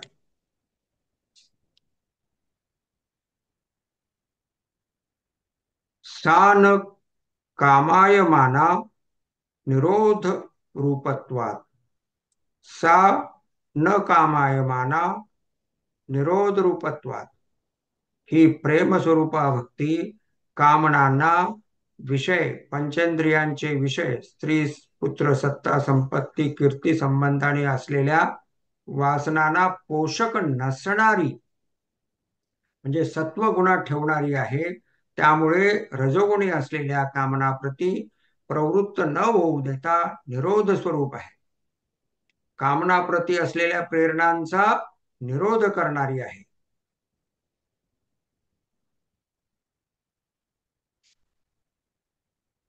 माऊली त्यांच्या अभंगात म्हणतात, मनाचा भाव माझा खुंटला हरी ध्याने, अवघेची येणे मने काळ पिवन केले. हरिध्यानाने हरिभक्तीने माझ्या मनाचा कामने मागे इच्छे मागे धावणे हा स्वभाव संपला. मन रूप कालिया नागाचे अशा प्रकारे मर्दन झाले. ज्यांचे गुणनाम आठविता मनची नाही होय, अनुभवाचे पाय पुढे चालती. हरीच्या गुणांचे व नामांचे स्मरण केल्याने मनातील मी व माझे तसेच आशा अपेक्षा संबंधाने सुरू असलेल्या वृत्ती प्रवाहाचा, विचार प्रवाहाचा निरोध होतो. दुसऱ्या शब्दात मनाचे मनपण संपते. माऊली भक्तीचे जास्तीचे वैशिष्ट्यही पुढील प्रमाणे सांगतात. मनाचे मनपण संपते व त्यासोबत आध्यात्मिक ज्ञानाचा अनुभव वाढत जातो.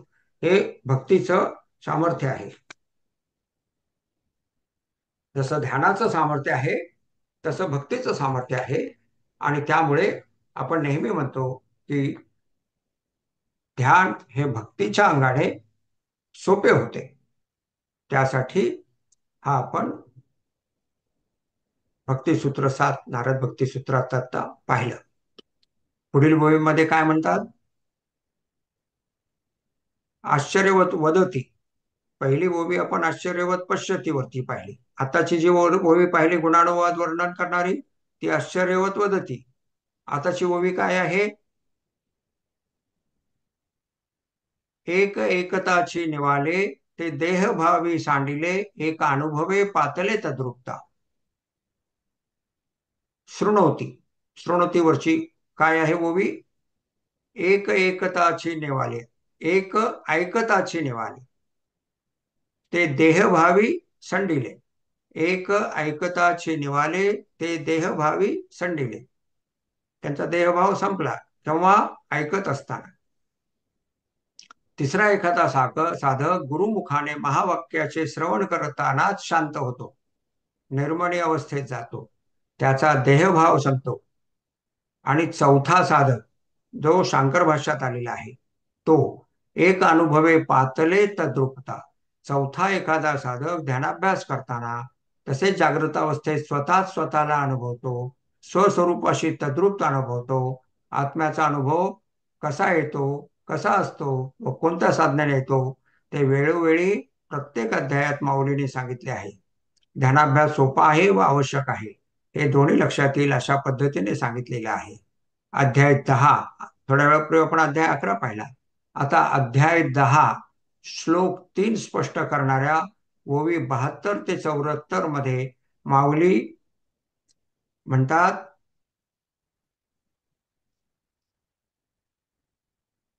भगवंत मुखाद्वारे काय म्हणतात, वृत्तीद्वारे आत्मा अनुभवता येत नाही. आत्मा अचिंत्य आहे, अर्थात मी आत्मा जाणण्यास कठीण आहे. तरी सुद्धा कठीण पण शक्य असलेल्या सजगता दक्षता ठेवून केलेल्या विशेष उपायाने जेव्हा साधक त्याचे इंद्रियाद्वारे विषयांच्या दिशेने वृत्तीरूपाने पुढे पडलेले पाऊल माघारी घेतो, सर्वेंद्रियांना पाठमोरा होतो आणि जागृत झालेल्या विवेकाद्वारे देह व त्यांचे विषय हे पंचमहाभूताचे कार्य असल्याचे लक्षात घेतो. म्हणजे आत्मा काही करीत नाही, तर देह म्हणजे दशेंद्रिय मन बुद्धी व त्यांचे विषय हे पंचमहाभूताचे कार्य असल्याचे लक्षात घेतो. तैसा राहोनी ठाय ठिके, स्वप्रकाशे चोखे, अजत्व माझे देखे, आपुलिया डोळा. तैसा राहोनी ठाय ठिके, स्वप्रकाशे चोखे, अजत्व माझे देखे, आपुलिया डोळा. त्या अवस्थेत स्थिर राहून अनात्मा अनुभवास आणून देणाऱ्या वृत्ती प्रवाहापासून रहित होऊन त्यामुळे प्राप्त झालेल्या शुद्ध जाणीवेद्वारे उत्पत्ती रहित असलेले माझे आत्म्याचे स्वरूप तो स्वतःच्या ठिकाणी स्पष्टपणे अनुभवतो. तैसा राहोनी ठाय ठिके, स्वयंप्रकाशे चोखे, अजत्व माझे देखे, आपुलिया डोळा. आत्मानुभूती कोणत्याही प्रकाराने पाहताना, बोलताना, ऐकताना सुरू होऊ शकते. सुरू होण्याचा प्रकार कोणताही असो, ती प्राप्त होतानाची साधकाची अवस्था अर्थात आत्मानुभूतीच्या प्राप्तीसाठीची साधना माऊली पुढील प्रमाणे सांगतात. आतापर्यंत आपण जितके परिच्छेद वाचले त्यांना अनुभवाची अनुभवदर्शक उभी रेष होती. आता ह्या ओवीमध्ये साधना सांगितलेली आहे. काय आहे साधना? जैसे सरिता ओघ समस्त, समुद्रा माझी मिळत, परी मागवते न समात परतले नाही. ध्यानाभ्यास करताना किंवा जागृत अवस्थेत स्वस्वरूपाशी तद्रुपता कशी साधावयाची?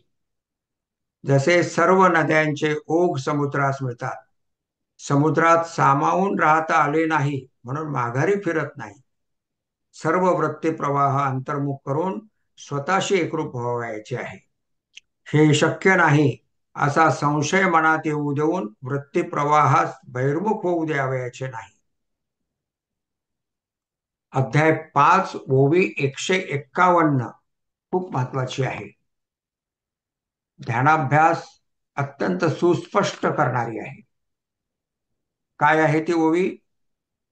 तरी वैराग्याचे आधारे जिही विषय दवडूनी बाहिरे, शरीरी एकंदरे केले म्हणा. शरीरी एकंदरे केले म्हणा.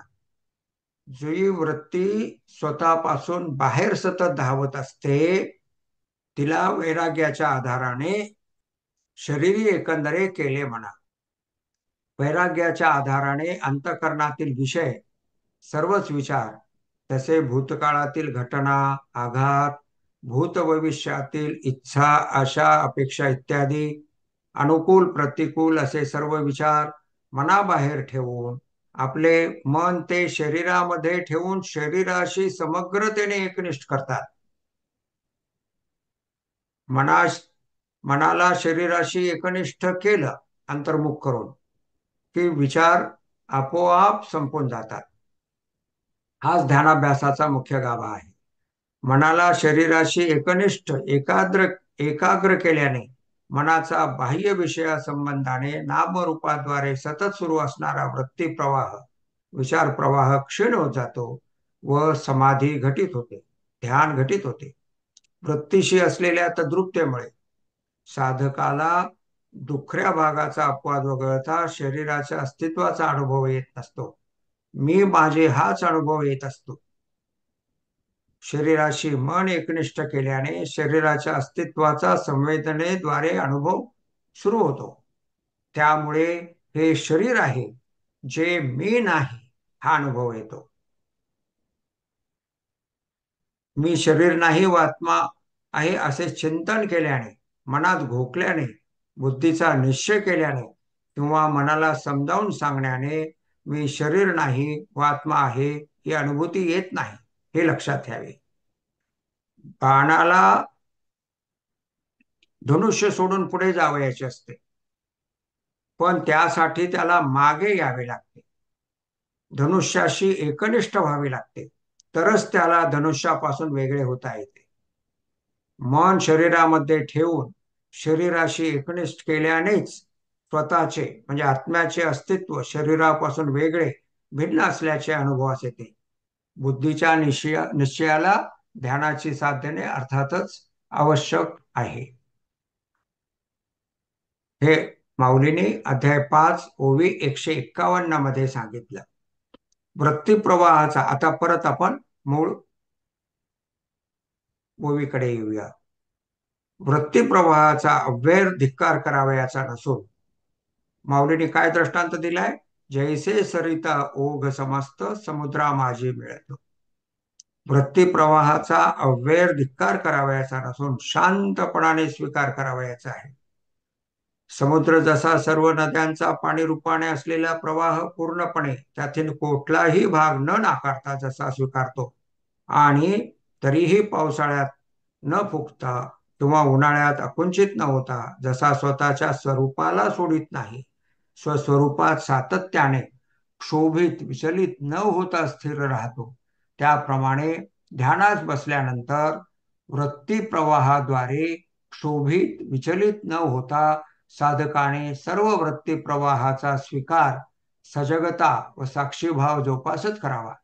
नद्यांचे पाणी जसे सागरात विलीन होत राहते, त्याप्रमाणे मनात येणारे सर्व विचार वृत्ती प्रवाह हृदयाच्या ठिकाणी विलीन होत आहेत, संपून जात आहेत, जणू काही निद्रिस्त होत आहेत असे आपोआप जाणवत राहील. 13व्या अध्यायात सुखाचे स्वरूप सांगताना माऊली म्हणतात, का आघवियाची इंद्रिय वृत्ती हृदयाची एकांती थापुटुनी सुषुप्ती आणि जेगा. अर्थ, सर्व इंद्रियांच्या पंचकर्मेंद्रिय पंचज्ञानेंद्रिय संबंधाने मनात उत्पन्न होणाऱ्या सर्व वृत्तीच्या प्रवाहास विचार प्रवाहास जे हृदयाच्या एकांतात थोपटून निद्रिस्त अवस्थेत आणते, ते आत्म्याचे सुख आई जशी बाळास थोपटते व त्यामुळे बाळ स्वतःची चंचलता बहिर्मुखता सोडून देत जसे आपोआप झोपी जाते, तसे साधक सजगता व साक्षीभाव जोपासतो व त्यामुळे साधकाची बहिर्मुखता साधकास सोडून जाते आणि विचार प्रवाह स्वतःच्या ठिकाणी असलेल्या एकांतात आपोआप निद्रिस्त होत असल्याचे साधक अनुभवतो.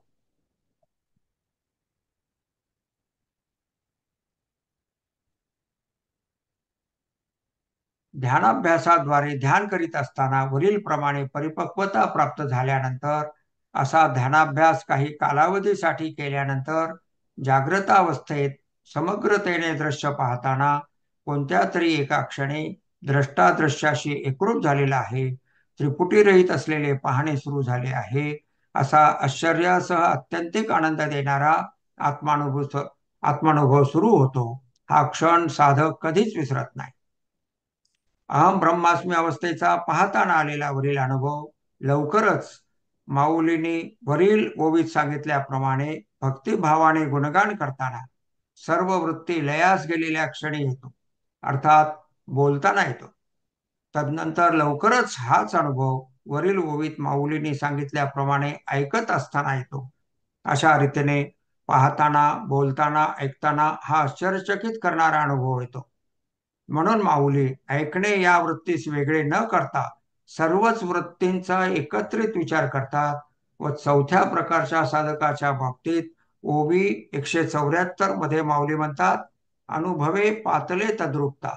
ओवी काय आहे पूर्ण?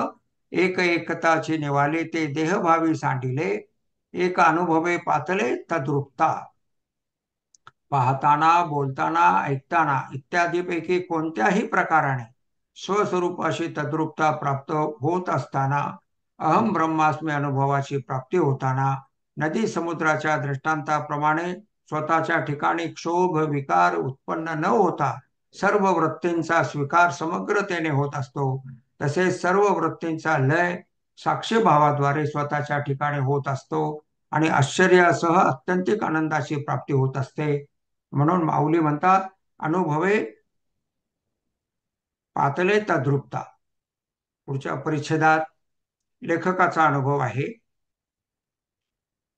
काही वर्षाच्या ध्यानाभ्यासाद्वारे झालेल्या चित्तशुद्धीनंतर लेखकाचा स्वानुभव आहे.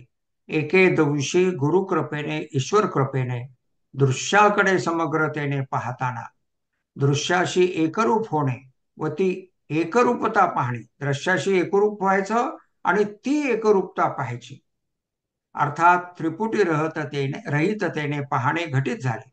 दुसऱ्या शब्दात पाहण्यास पाहणे किंवा पाहणेपणा अनुभवणे म्हणजेच experiencing the experience of seeing घटित झाले आणि त्या क्षणी मनात विचार येणे थांबले.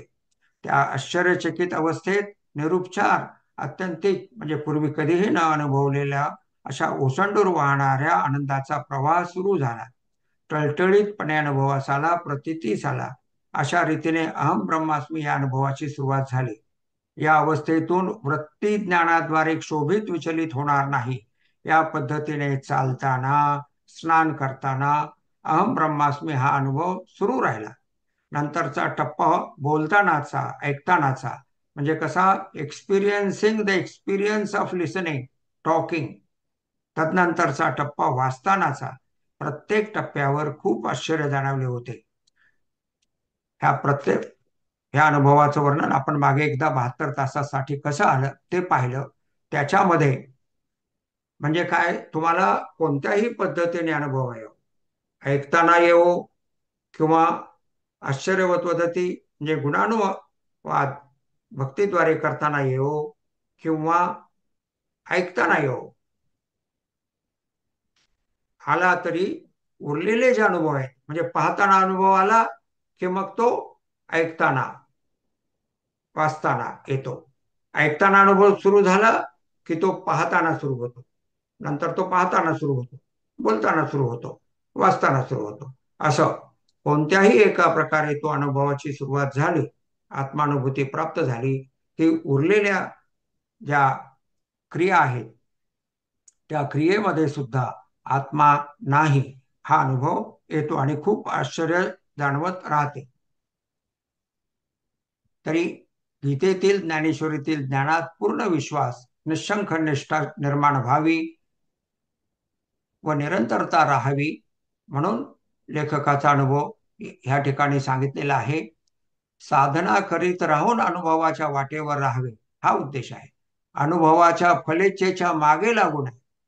फलेच्छा रहितता हा सर्व साधनेचा गीता ज्ञानेश्वरीतील गाभा आहे, हेही लक्षात घ्यावे. फलेच्छा रहिततेत राहणे अर्थात वैराग्य आणि त्यासोबत विवेक व साक्षी भावाद्वारे समतेत राहणे ही गीतेत वारंवार सांगितलेली साधन आहे. याचाही विसर पडू देऊ नये. अनुभवाच्या मागे लागू नये, अनुभवाच्या वाटेवर राहावे. आता हळूहळू आपण ध्यानातून बाहेर या आणि साथ साथ श्रवणे ऐकत राहा. साक्षी भावाद्वारे वृत्ती प्रवाहाचा संपूर्ण स्वीकार करावा, जे माऊलीने नदी आणि समुद्राच्या दृष्टांताद्वारे सांगितले. जागृत अवस्थेत सुद्धा ऐकणे, बोलणे, वाचणे, पाहणे द्वारा प्राप्त होणारे वृत्तीज्ञान ग्रहण करीत असताना क्षोभित विचलित न होता सजगतेने व साक्षीभावाने सर्व वृत्तींचा स्वीकार पूर्णपणे करावयाचा आहे. टोटल ऍक्सेप्टन्स अशी ही साधना आहे. वृत्ती ज्ञानाकडे दुर्लक्ष करणे अभिप्रेत नाही. वृत्ती ज्ञानाकडे दुर्लक्ष करून कर्म करण्यातील व्यवहारातील कृतिशीलता, सर्जनशीलता, कौशल्य गमावणे हे गीता ज्ञानेश्वरीला, भारतीय अध्यात्मशास्त्राला मुळीच मान्य नाही. वृत्ती प्रवाहाकडे दुर्लक्ष करायचे नसून शांतपणे त्या वृत्ती प्रवाहाचा पूर्ण विलय हृदयात करावयाचा आहे. साक्षीभावाद्वारे निर्लिप्तता अनुभवत वृत्ती ज्ञानाचा संपूर्ण स्वीकार करीत राहून कर्तव्य प्रेरित कृतिशीलता, सर्जनशीलता, सत्कर्म उभारण्यासाठी प्राप्त करून देणे हे भगवंतांचे व माऊलींचे उद्दिष्ट आहे. तरी जी आपण थोड्या वेळापूर्वी साधना पाहिली, म्हणजे सरिता आणि समुद्र ह्या पद्धतीने ती करीत राहावी.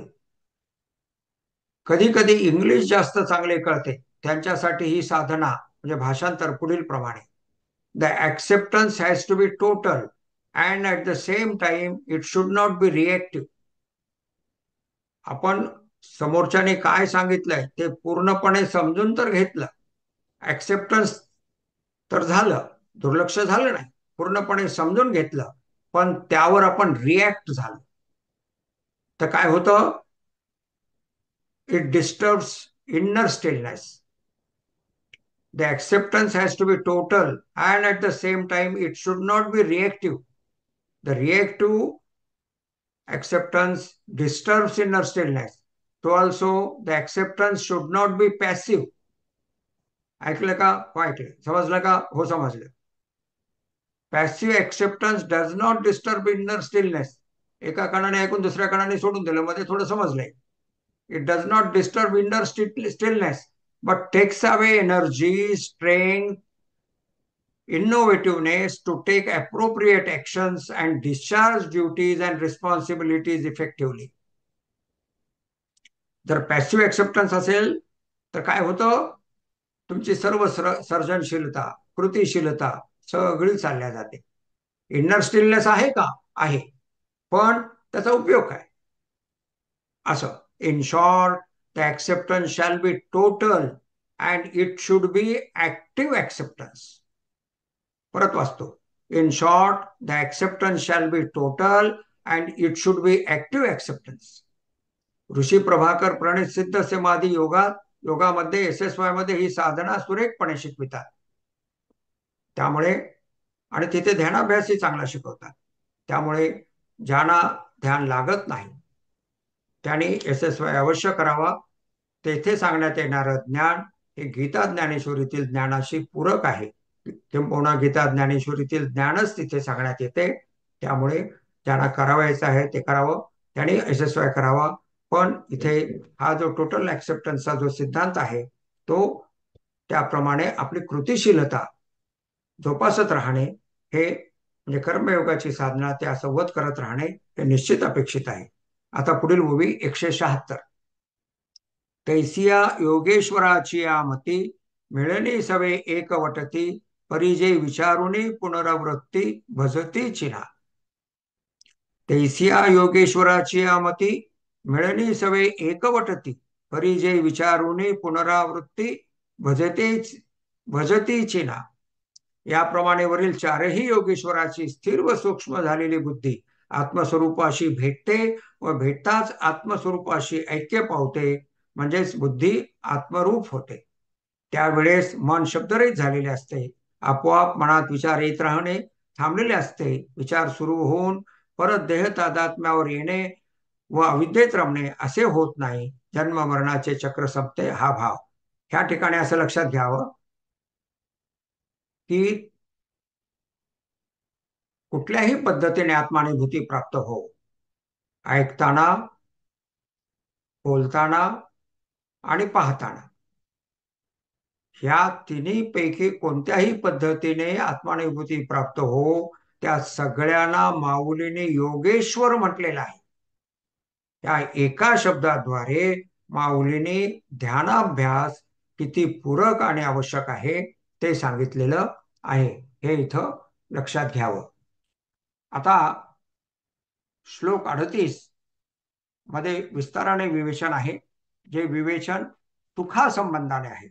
सुखाची उत्पत्ती कशी होते हे सांगणार आहे. हा महत्वाचा भाग आहे, जो आपण पुढील अभ्यास वर्गामध्ये घेणार आहोत.